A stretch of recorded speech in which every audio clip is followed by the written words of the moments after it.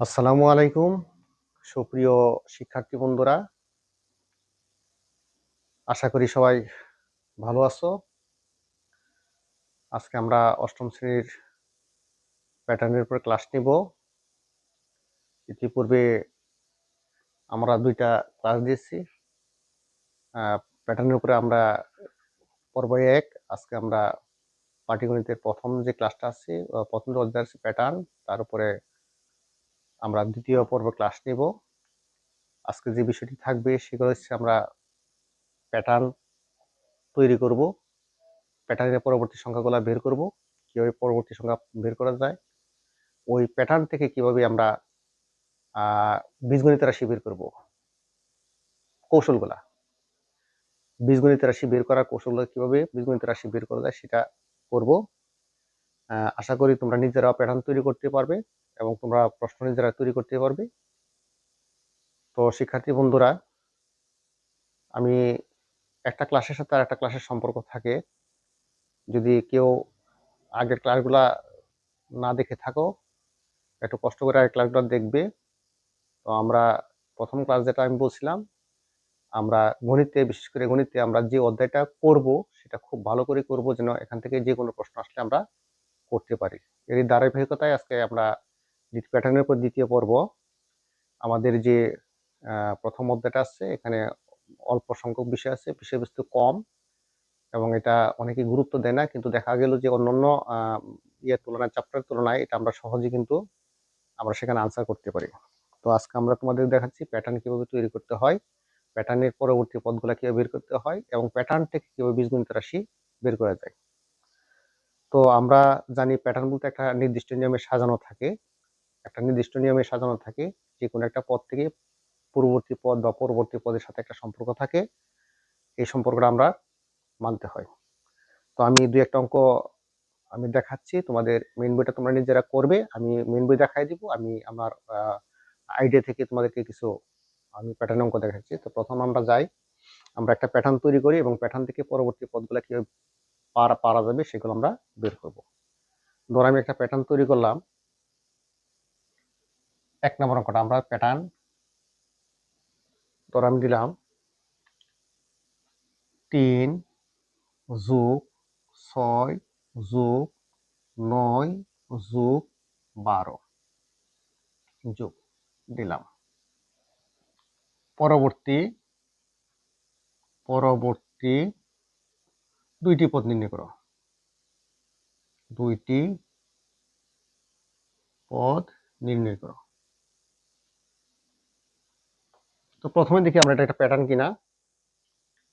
এখানে দেখো ৬ থেকে যদি ৩ যায় ৩, ৯ থেকে ৬ গেলে ৩, ১২ থেকে ৯ গেলে ৩। এটা একটা প্যাটার্নভুক্ত, একটা তালিকাভুক্ত। প্যাটার্নের একটা নাম হচ্ছে, বাংলা বলা হয় তালিকা, এটা তালিকাভুক্ত। এর পরবর্তীতে কি এসেছে, দুইটি পদ নির্ণয় করো।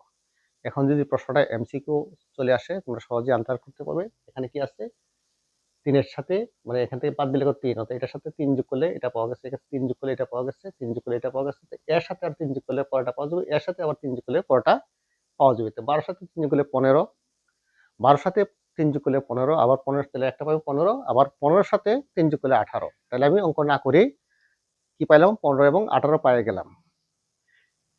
অবজেক্টিভ হয়ে গেল। এখন যদি মনে করে সংক্ষিপ্ত প্রশ্ন আসছে, তখন কি করবে? তখন তো কিছু আমাকে লিখতে হবে, যখন আমার সংক্ষিপ্ত প্রশ্ন হিসাবে আসবে। আমি যদি ডাইরেক্ট বলি যে পরবর্তী দুটি সংখ্যা ১৫ এবং ১৮, তোমার ২ এর মধ্যে হয়তো ১ দিতে পারে, কিন্তু পুরা নাম্বারটা পাওয়ার জন্য কি করতে হবে, আমাকে কিছু লিখতে হবে। তো আমরা লিখি, এখানে লিখি পাশাপাশি পার্থক্য। কি লিখবো? পাশাপাশি পাশাপাশি পার্থক্য। কি লিখলাম? আমরা পাশাপাশি পার্থক্য। ৬ থেকে ৬ বিয়োগ ৩ ইজ ইকুয়াল ৩, ৯ বিয়োগ ৬ ইজ ইকুয়াল ৩, ১২ বিয়োগ ৯ ইজ ইকুয়াল ৩। তা আমরা কি পাইছি এখানে, যে পাশাপাশি পার্থক্য থেকে লক্ষ্য করা যায় প্রত্যেকটা পদকে পূর্ববর্তী পদের অপেক্ষা ৩ করে বৃদ্ধি পেয়েছে। কি লিখতে পারি আমরা? দেখে গেল, পাশাপাশি পার্থক্য লক্ষ্য করা যায়, পাশাপাশি পার্থক্য থেকে পার্থক্য থেকে লক্ষ্য করা যায়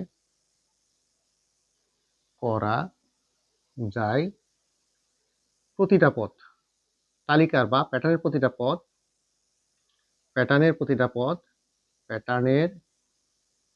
প্রতিটি পদ পূর্ববর্তী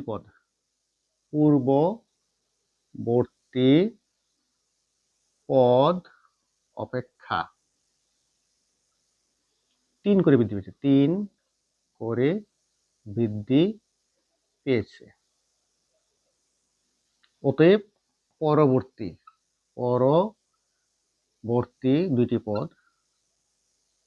দুইটি পদ লাস্টের সংখ্যা কত? 12। লাস্টে কত?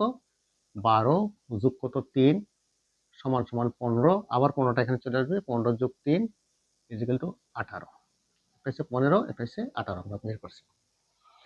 এখন আমি যে বাংলা লিখলাম, বাংলা মুখস্থ না, এখানে আমি এখান থেকে লিখছি। এখন আমরা একটু খেয়াল করো যে বিষয়টা পাশাপাশি পার্থক্যকে লক্ষ্য করা যায় প্যাটার্নের প্রতিটা পদ এখানে খেয়াল করো, প্রতিটা পদ পূর্ববর্তী পদ। ঠিক আছে, পূর্ববর্তী পদ আমি ধরলাম 9, তাহলে 9 এর পূর্ববর্তী পদ 6, 9 এর পূর্ববর্তী পদ 6, পরবর্তী পদ হচ্ছে 12। তাহলে এখানে 3, 6, 9, 12 প্রত্যেকটাই পদ, এই প্রত্যেকটাই পদ এবং সবটাকে একসাথে বলা হয় প্যাটার্ন বা তালিকা, সেটাকে বলা হয় তালিকা। তো আমি কি লিখলাম? প্রতিটা পদ তুমি যেখানে ধরবে, এখানে ধরলে তার পূর্ববর্তী, এখানে ধরলে তার পূর্ববর্তী, এখানে ধরলে তার পূর্ববর্তী, প্রতিটা পদ পূর্ববর্তী পদ থেকে 3 করে বৃদ্ধি পেয়েছে। অতএব পরবর্তী পদ মানে 12 পরবর্তী পদ। তাহলে এখানে আছে 12, পরবর্তী পদ 3 করে পারবে। আমার 12 সাথে 3 যোগ করছি 15, পাই গেলাম 15 পদ হয়ে গেল। 15 সাথে আবার 3 যোগ করছি, হয়ে গেছে 18। তাহলে আমরা এভাবে কি করতে পারি? প্যাটার্নের পরবর্তী পদগুলা তৈরি করতে পারি। এখন এটাকে যদি আমি আরেকটা প্রশ্ন বাড়াই দিই, তখন কি হবে? যে এখানে ধরো আমি এই জায়গাটা আমি চেঞ্জ করে দিলাম, এই একটা অঙ্ক এই জায়গাটা আমি চেঞ্জ করে দিলাম, বললাম 100তম পদ কত হবে? 100তম পদ কত? আমি ধরলাম এই যে প্যাটার্নটা আছে 3, 6, 9, 12, 3 যোগ 6 যোগ 9 যোগ 12, এই 3 যোগ 6 যোগ 9 যোগ 12 এর 100তম পদ কত হবে? তার মানে কি 1 নাম্বার পদ, 2 নাম্বার পদ, 3 নাম্বার পদ, 4 নাম্বার পদ, 5 নাম্বার, 6 নাম্বার, 7 নাম্বার, 8 নাম্বার, কত যেত? 100 নাম্বার পদ যেত। কত নাম্বার যেত? 100 নাম্বার পদ। এখন তো এই জিনিসটা যদি দেওয়া যায় তো মোটামুটি 3 ঘন্টার পরীক্ষা, 1.5 ঘন্টা যাবে, মোটামুটি 1.5 ঘন্টা যাবে। তো 100 নাম্বার পদটাকে পাওয়ার জন্য আমরা একটা বীজগণিতীয় রাশির বের করব, অর্থাৎ একটা সূত্র বের করব। আমরা নিজেদের ক্যাপাসিটি থেকে সূত্র বের করব। এটা আমরা নিজের ক্যাপাসিটি সূত্র বের করব। সূত্রটা আমি কৌশল শিখিয়ে দিব, দেখব যে ইজিলি সূত্রটা পাওয়া যায়। এই সূত্রটা আমরা ব্যবহার করার পরে আমরা 100তম পদ সহজে আমরা পাইতে পারি, প্যাটার্নের 100তম পদ বের করতে পারি। তো দেখাই, এই যে জিনিসগুলো আমি লিখছি পাশাপাশি পার্থক্য, এই পাশাপাশি পার্থক্য এটা আমরা মনে মনে রাখবো। পাশাপাশি পার্থক্য আমরা মনে মনে রাখবো। আচ্ছা আমি এটা মুছাই দিই, তারপর তোমাদের এগুলো কিছু লিখবো না, এগুলো কিছু লিখবো না। দেখো আমি এই অঙ্কটা আমি বুঝাইতেছি। আমি বলছি এই প্যাটার্নটির তালিকাটির কত? তালিকাটির 100তম পদ কত? তালিকাটির 100তম পদ কত? তো কৌশলটা তোমাদের শিখাই দিই। দেখো এখানে কত আছে? আমরা পাশাপাশি পার্থক্য কত আছে? 3। পাশাপাশি পার্থক্য কত আছে? 3। তো দেখো আমি কিভাবে করছি। প্রথম সংখ্যা 3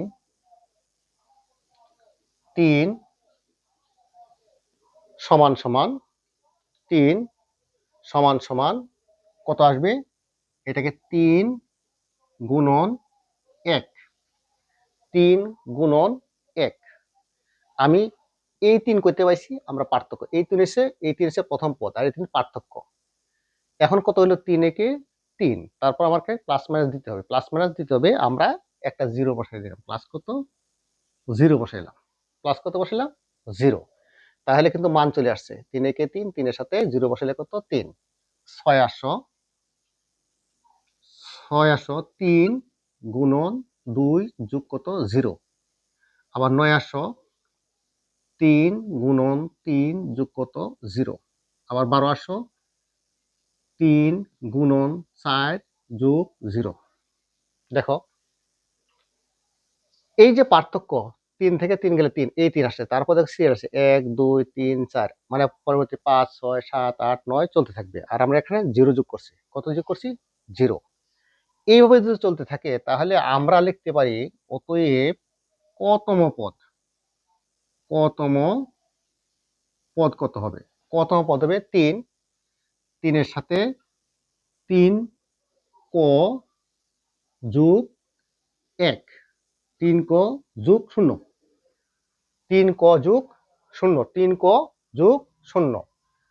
অতএব 3 ক যোগ 0 বীজ গাণিতীয়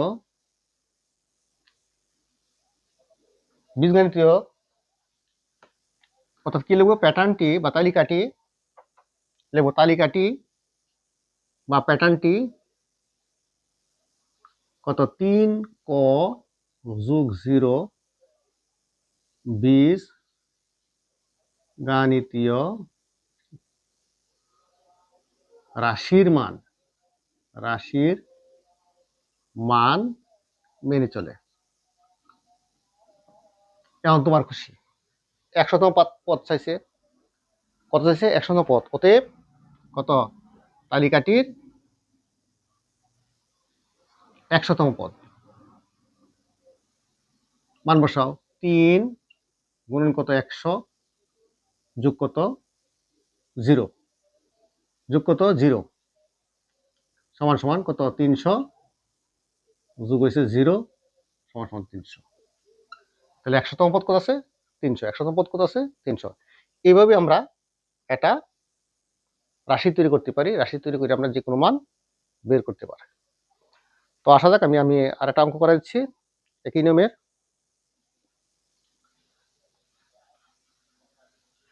একই নিয়মে আরেকটা অঙ্ক করাচ্ছি। দেখো একটা তালিকা নেই, ধরো একটা আমরা তালিকা তৈরি করলাম 2 যোগ 6 যোগ 10 যোগ ডট ডট তালিকাটি বা তালিকাটির কত? 50তম পদ কত? 50তম পদ নির্ণয় করো।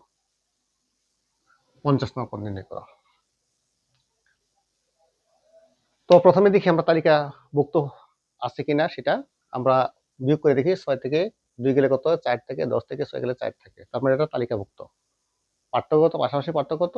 4। পাশাপাশি পার্থক্য কত? 4। তারপর 4 কে ধরে, ঠিক আছে, 4 কে ধরে আমরা সেটা করতে হবে। 4 কে ধরে আমরা করতে হবে। তো দেখি আমরা মনে মনে 4 আছে, 2 লেখাও। 2 সমান সমান 4 গুণন 1। তো শিক্ষার্থী বন্ধুরা দেখো, আছে আমার 2 কিন্তু হয়ে গেছে কত? 4। আছে কত? 2 হয়ে গেছে কত? 4। তখন কি করব? 4 কে 4, 4 থেকে 2 বাদ দাও, 4 থেকে 2 বাদ দাও, কত আছে? 4 কে 4 থেকে 2 গেলে 2। আবার কত? 6। 4 গুণন 2 বিয়োগ কত? 2। 4 দুগুণে কত? 8। 8 থেকে 2 গেলে 6 থাকে। আবার যাও 10। 4 গুণন 3 বিয়োগ 2। 4 গুণন 3 4 কত? 12। 12 থেকে 2 গেলে কত থাকে? 12 থেকে 2 গেলে 10 থাকে। তাহলে অতএব লিখতে পারি তালিকাটি বা তালিকাটির কতম পদ, কতম পদ ইজ ইকুয়াল টু কত হইব? 4 ক বিয়োগ 2। 4 ক বিয়োগ 2। অতএব তালিকাটি 4 ক বিয়োগ 2 বীজ গাণিতীয় রাশির মান মেনে চলে। বীজগণিত রাশির মান মেনে চলে। এখন আসো আমরা কত বের করব? 50তম পদ। কত পদ? 50তম পদ। অতএব তালিকাটির 50তম পদ। ইজিক্যাল টু প্রশ্ন 4 গুণ কত 50 বিয়োগ কত 2। এটা কয়ের পরিবর্তে কত 50, কত 200 বিয়োগ কত 2 100, কত 198। দেখো আমরা সহজেই বের করতে পারছি, সহজেই বের করা যায়। তো শিক্ষার্থী বন্ধুরা, এই যে চ্যাপ্টার আছে, এই চ্যাপ্টার বই ছাড়াও করা যায়, মানে বিষয়বস্তুগুলো জানা থাকলে বই ছাড়াও করা যায়। তো আশা করি আমি 2টা অঙ্ক কিভাবে পরবর্তী সংখ্যা বের করতে পারছি, আমরা পরবর্তী সংখ্যা দেখাচ্ছি। এটা পরবর্তী বের করলে কত 6 থেকে 2 গেলে 4, মানে পাশাপাশি পার্থক্য থেকে লক্ষ্য করলে যে প্রতিটা পদ কিছু পূর্ববর্তী 4 থেকে 4 করে বৃদ্ধি পাইছে। তাহলে পরটা কত হইব 14, পরটা কত 18, পরটা কত মানে 22, এরকম চলতে থাকবে। তো আশা করি বুঝতে পারছো। তো আমরা পরবর্তীতে আবার অন্য যেমন দেখাবো। তো আজকে এ পর্যন্ত, আল্লাহ হাফেজ।